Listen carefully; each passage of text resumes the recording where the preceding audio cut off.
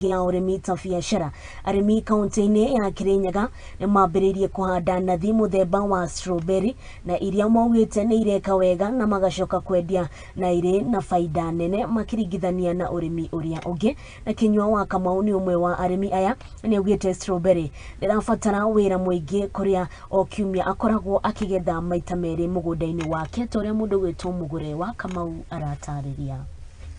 Itũra-inĩ rĩa Kathungu Kĩrũgũ ya kaunti-inĩ ya Kirinyaga turacemania na Kinyua wa Kamau ari mũgũnda-inĩ wake wa nuthu ĩka kũrĩa ahandĩte nathi mũthemba wa strawberry temi-inĩ rĩa kũhũgũkĩra ũrĩmi wa matunda, agĩtarĩria atĩ matunda maya nĩ makoretwo magĩka wega akĩringithania na mĩmera ĩngĩ ĩrĩa akoretwo akĩhanda.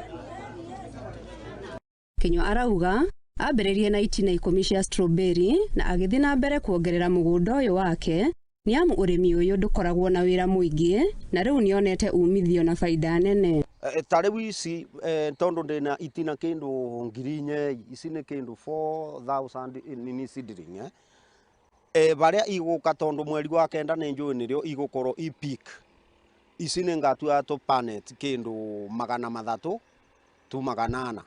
Kiumia akoragwo akigetha matunda make maita meri na matunda maya akoragwo akimendia o guku mwena wa Kĩrũgũ ya niamu thoko ni nene na matunda maya ona maiganaga kireke njuge nduaga maita eri Monday na Thursday. Ona kuri oguo matunda maya ni matharikagirwo muno ni nyoni na ndinoho na kumutungia hathara niamu matihuragwo dawa. Reke njuge thu iria nene muno thu iria nene muno ya strawberry ni Sinaru. Sinaru ino ishero nindete nini strawberry muno na ungiruthi tariu ungiruthi kuya mwene-ini ko kiria bandite kuria itagwo lemongrass iyo nitigagiria Sinaru itiendaga kuigwa muruke wa lemongrass koguo the moment yoka yaigwa lemongrass no guo yuraga koguo uguo niguo ndicie controlaga ndiburaga ndawa niyo.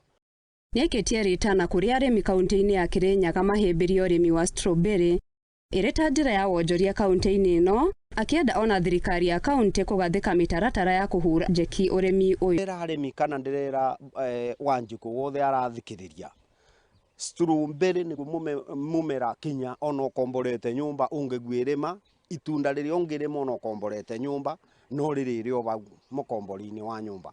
Ngiribotera Muthingi TV, njĩtagwo Mugure wa Kamau.